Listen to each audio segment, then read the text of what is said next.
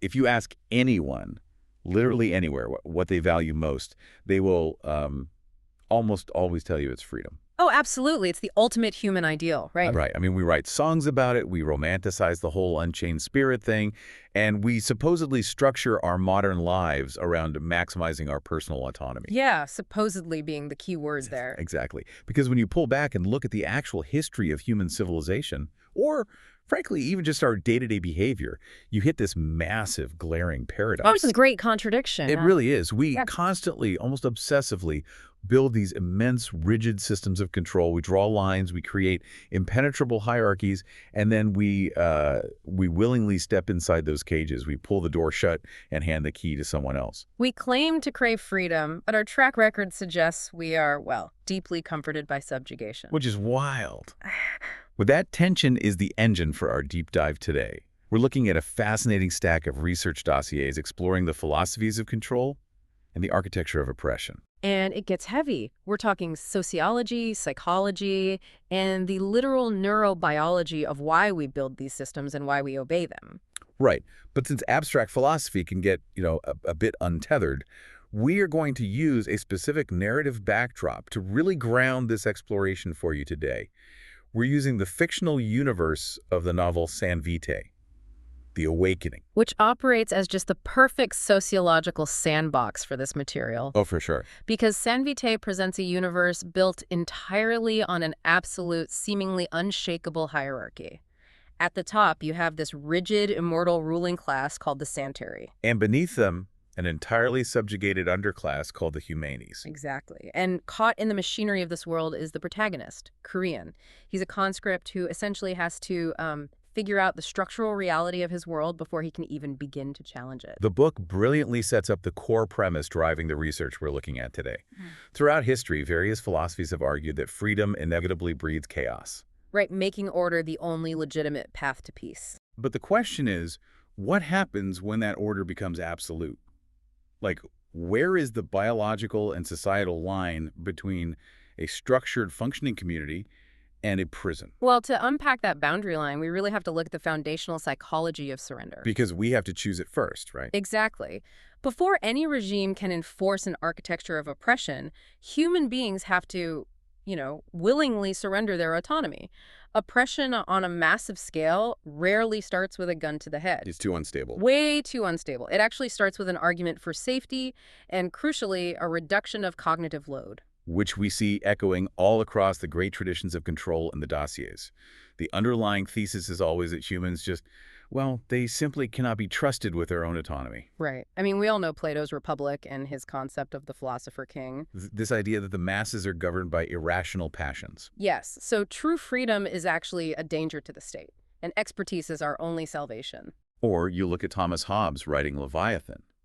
He's writing this during a brutal civil war, arguing that humanity's natural state is a terrifying war of all against all. Hobbes basically says we trade our autonomy to an absolute sovereign because the alternative is being murdered by your neighbor. Yeah, a pretty stark choice.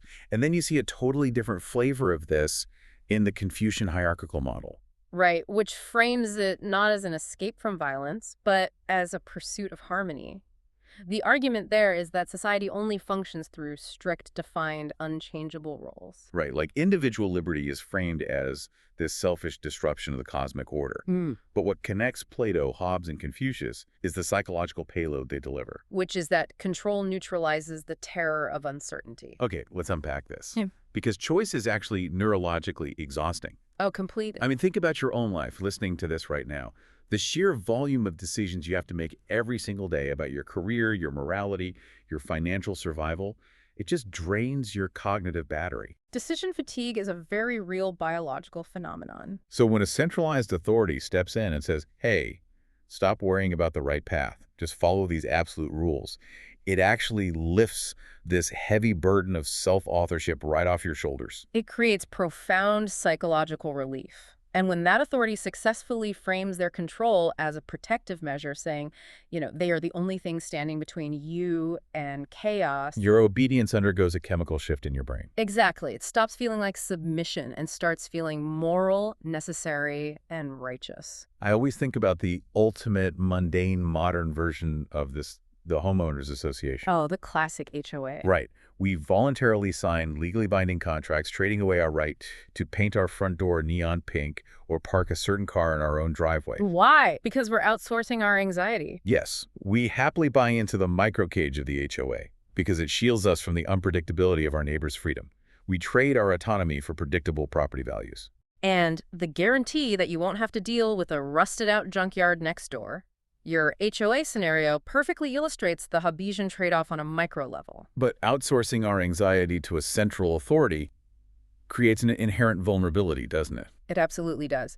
The moment we trade autonomy for predictability, we give the architect of that order the exact tools needed to build a systemic cage. Because while freedom creates risk and messiness, absolute control creates total societal stagnation. Right. A system that values order above all else cannot adapt. It can only reinforce its own walls. But when a society does cross that line from structured harmony into a totalitarian nightmare, it isn't an organic shift. No, oppression is meticulously engineered. The research dossiers rely heavily on social dominance theory here, detailing how dominant groups actively invent ideologies to justify their superiority. They don't just use force. They weaponize narratives. They construct these elaborate mythologies to convince the entire society, including the oppressed, that the hierarchy is a natural law. Like meritocracy myths. Exactly. Claiming they hold power simply because they are smarter or work harder, or they use biological narratives claiming divine right or genetic superiority. The goal is to make the subjugation feel like an unavoidable law of the universe, like gravity. Yes, and this is exactly the playbook of the Santery in San Vitae. They are this ageless elite, and they justify their centuries of absolute dominance by claiming a biological mandate. Because they control vitae, this world's crucial, powerful substance, they project the illusion that they're the rightful cosmic shepherds of humanity. Right, they don't frame their brutalization of the humanities underclass as cruelty. They frame it as the heavy, necessary burden of leadership. They're just maintaining the cosmic order in their eyes. To maintain that illusion of cosmic order in the real world, sociologists outline the 4 pillars of control. And an oppressive system requires all 4 operating in tandem to survive. Let's break those down. First is economic control. Which goes far beyond just taking someone's money. It is the deliberate engineering of resource dependency.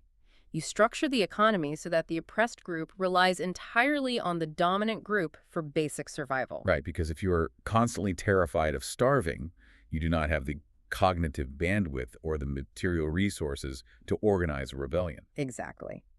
Which brings us to the second pillar, political control. It works on a similar principle of exhaustion. It's not just about passing strict laws. It's ritual governance. Weaponized bureaucracy. You make the system so impossibly complex with endless decrees, councils, and unnavigable paperwork that the individual feels entirely insignificant. The sheer friction of trying to exist within the system drains whatever energy you have left after trying to feed yourself. Right. Then you move to the third pillar, cultural control. This is the manipulation of the narrative environment. The dominant group controls the art, the history, the media, the spiritual myths. They glorify the elite while systematically reinforcing the internalized inferiority of the oppressed. You shape the cultural inputs until the subjugated group genuinely believes they belong at the bottom. And obviously, if the economic, political, and cultural pillars fail to keep someone in line, the system falls back on the 4th pillar. Violent control. But the sources point out this isn't just random, chaotic violence.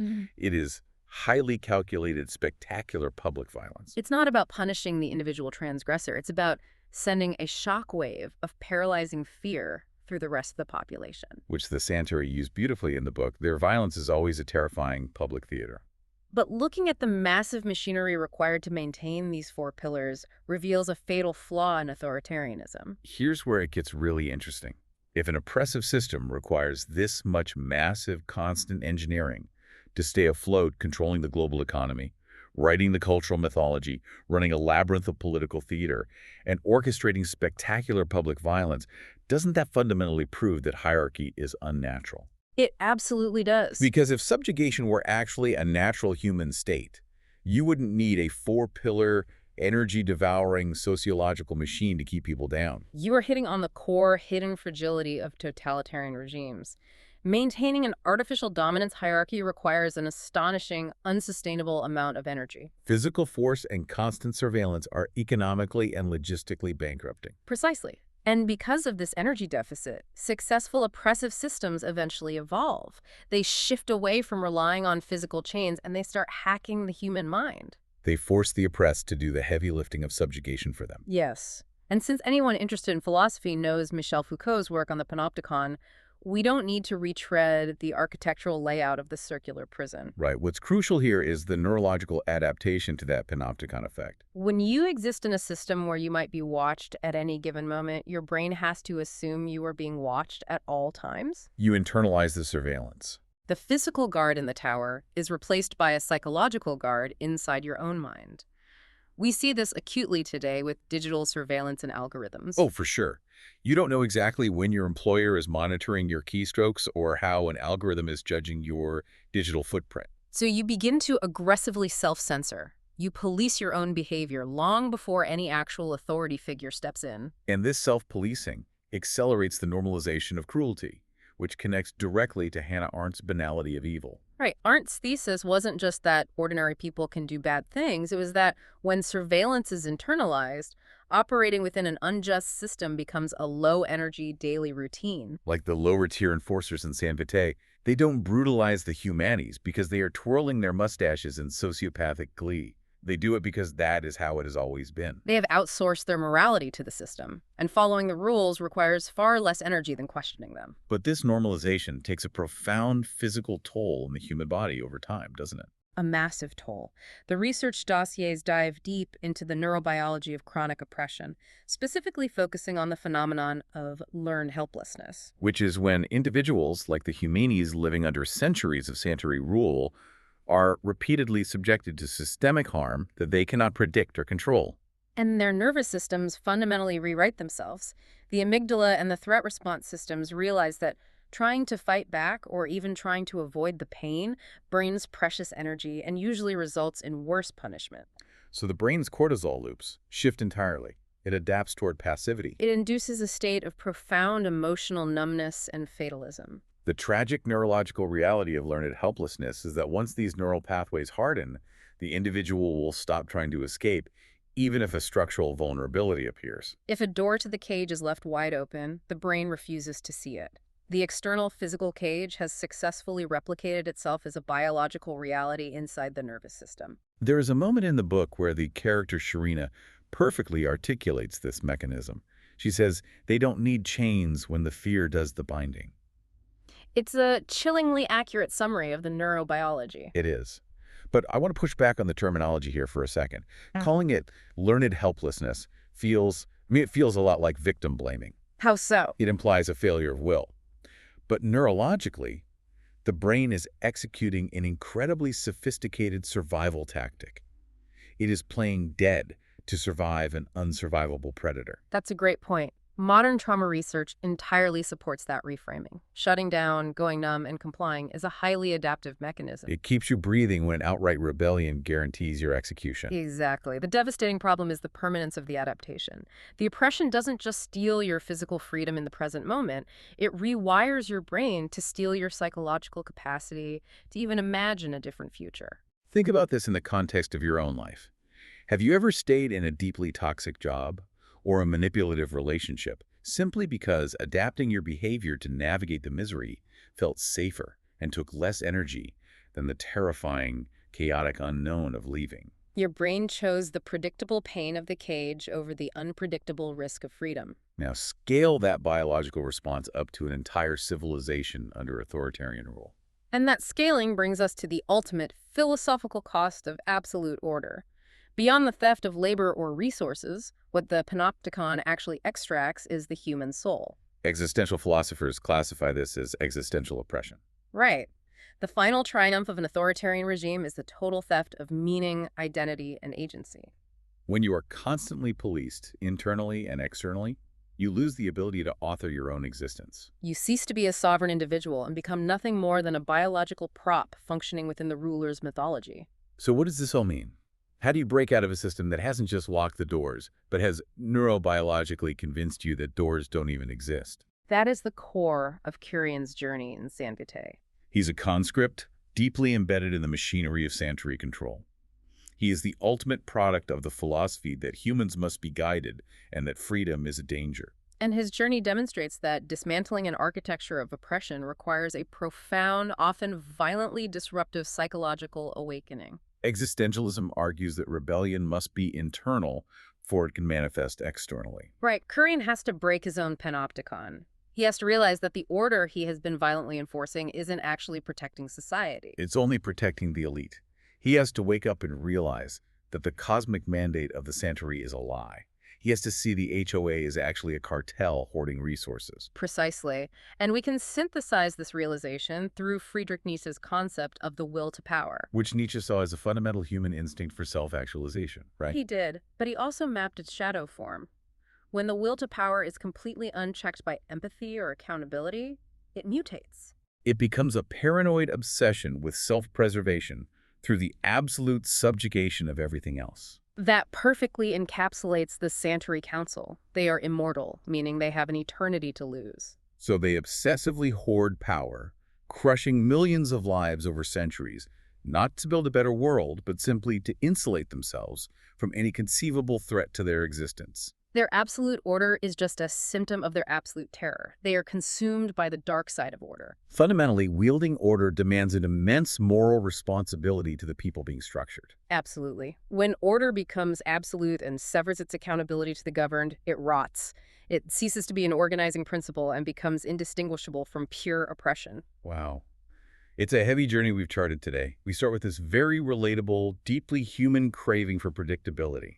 We want to escape the exhausting anxiety of choice, the terror of uncertainty. So we gladly hand over our autonomy to the Philosopher King, the Leviathan, or the Sanitary. We applaud as they build these massive four-pillar architectures of control around us. And then, those systems optimize.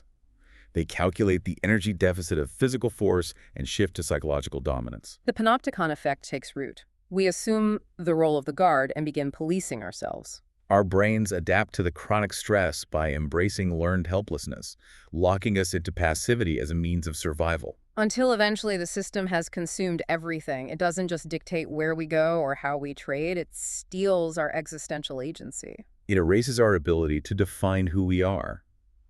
The cage is no longer made of iron bars. It is constructed entirely out of our own normalized expectations and neurological adaptations. But the antidote to the panopticon is awareness. The moment you recognize that the hierarchy is an artificial human invention, designed to extract your agency rather than protect it, the system loses its sacred authority. The internal rebellion begins. Which leaves us with a thought I want to pass directly to you. We've talked about the birdcage with the open door. We've explored the panopticon of self-policing and how the most effective chains are the ones we unknowingly forge in our own minds. So take a hard look at your own life right now. Look at your workplace, your social circles, your digital habits, and the silent expectations you place on yourself.